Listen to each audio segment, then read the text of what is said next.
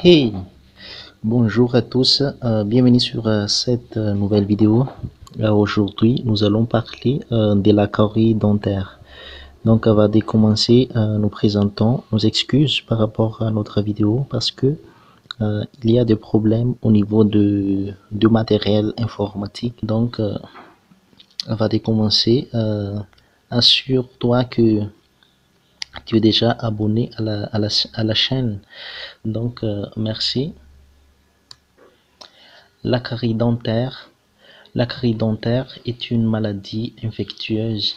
Elle se développe lentement et détruit progressivement les tissus durs de la dent.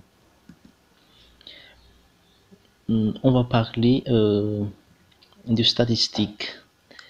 La carie dentaire est la maladie la plus courante dans le monde. Elle affecte la grande majorité de la population, les enfants comme les adultes. Selon l'Organisation mondiale de la santé ou OMS, de 60 à 90% des enfants scolarisés dans le monde et près de 100% des adultes ont des caries. La carie peut se manifester très tôt. Les enfants peuvent avoir des caries dès l'apparition de leurs premières dents. Donc aujourd'hui, nous allons développer pourquoi la carie dentaire est-elle dangereuse. Comment se forme la carie? La carie est causée par les sucres présents dans les aliments et l'action des bactéries qui se trouvent dans la bouche. Ces bactéries anaérobies vivant dans la cavité buccale assimilent les débris alimentaires et les transforment par fermentation lactique en acide lactique qui attaque par la suite le calcium de l'émail, ce qui provoquera sa déminéralisation et par la suite la formation d'une cavité, c'est la carie dentaire. Si la carie n'est pas traitée, donc le trou s'agrandit et la carie devient de plus en plus profonde. Donc, comment s'évolue-t-elle la carie? Elle se forme d'abord sur la couche extérieure de la dent. Elle pénètre ensuite dans la dentine située sous l'émail. Si la carie n'est pas traitée, elle finit par atteindre la pulpe située au centre de la dent où se trouvent les nerfs et les vaisseaux sanguins. La carie peut faire mourir la pulpe et ainsi laisser un espace vide à l'intérieur de la dent. Les bactéries de la bouche peuvent alors pénétrer dans cet espace et causer une infection.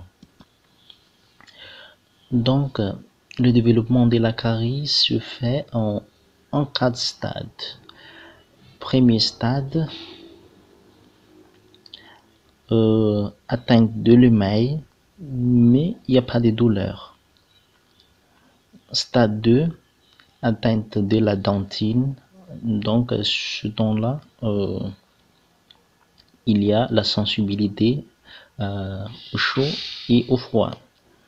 Stade 4, non, stade 3, atteinte du nerf. Donc, il y a une douleur très intense. Et stade 4, atteinte de l'extrémité de la racine, c'est l'abcès dentaire. Donc, voilà donc 4 stades du développement de la carie dentaire. Il y a donc des complications en général. Donc, la carie dentaire peut avoir des conséquences sérieuses sur les dents et la santé en général. Elle peut causer des douleurs soudaines et continuelles, parfois violentes aux dents et à la mâchoire. Des abcès, parfois accompagnés de fièvre et d'une enflure du visage.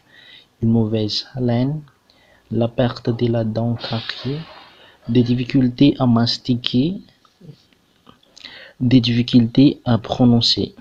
Voilà. Mais pourquoi la carie dentaire est-elle dangereuse? Parce que la cavité grandit jusqu'à ce qu'elle atteint la pulpe et ainsi l'infection bactérienne passe directement dans la circulation générale sans avoir besoin de passer par les amygdales, qui peuvent être un symptôme important pour un diagnostic précoce de la pathologie, malheureusement. Donc, le problème, c'est que une de ces bactéries est le streptocoque qui induit une réaction immunitaire contre les valves cardiaques, les articulations, les systèmes nerveux. Donc, ce qui peut provoquer un rhumatisme articulaire aigu ou une atteinte des valves du cœur, alors que le cœur est le moteur de l'organe. Parce que le cœur fournit des énergies aux autres tissus par l'intermédiaire du sang et des oxygènes. Mais pourtant, heureusement, il y a des protections et des préventions contre cette carie dentaire. Donc, c'est comme toute la plupart des maladies, elle peut être évitée. Donc, voici les meilleurs moyens de la prévenir. Ayez une bonne hygiène bucco-dentaire et utilisez des produits fluorés. Brossez-vous les dents au moins 2 fois par jour et passez la soie dentaire entre vos dents chaque soir.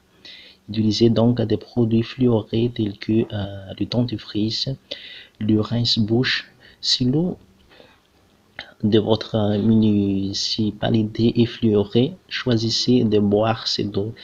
Et les fluorures préviennent la carie dentaire en renforçant les mailles des dents.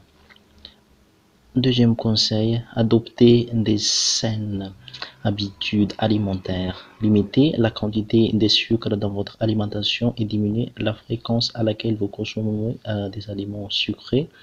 Évitez de consommer des boissons et des aliments sucrés ou acides entre vos repas ou comme collation, par exemple les biscuits sucrés, boissons gazeuses, boissons énergisantes. Voilà. Examinez régulièrement l'intérieur de votre bouche et de celle de vos enfants. En regardant dans votre bouche, vous pouvez vérifier l'état de vos dents et détecter les caries avant que les symptômes apparaissent. Une carie à l'apparence un petit trou coloré en noir, bien jaunâtre comme ça, mais une tache colorée. Il est aussi recommandé d'examiner régulièrement l'intérieur de la bouche de votre enfant pour vérifier s'il a des caries. Chez les jeunes enfants, les caries peuvent être plus difficiles à détecter. Elles se représentent souvent sous forme de taches ou de lignes blanches situées le long de la gencive. Donc, à un stade avancé, la carie devient visible et forme alors un trou de couleur brune ou noire. Faites-vous examiner les dents par un dentiste au moins une fois par année. Amenez donc vos enfants chez le dentiste pour la première fois vers l'âge de 1 an. Demandez au dentiste de vous renseigner sur l'application de fluorure sur les dents, sur les suppléments fluorés et sur la pose des scellants dents. Mais quels sont donc les facteurs de risque pour cette maladie? Bien sûr, c'est la mauvaise hygiène dentaire. Il y a aussi les aliments sucrés et les acides. Et bien même le baiser. Donc, par exemple, si vous baisez une personne qui a des caries dentaires, donc vous êtes en risque de la contamination. Mais comme nous avons déjà vu les préventions, donc il faut les suivre intégralement et les appliquer.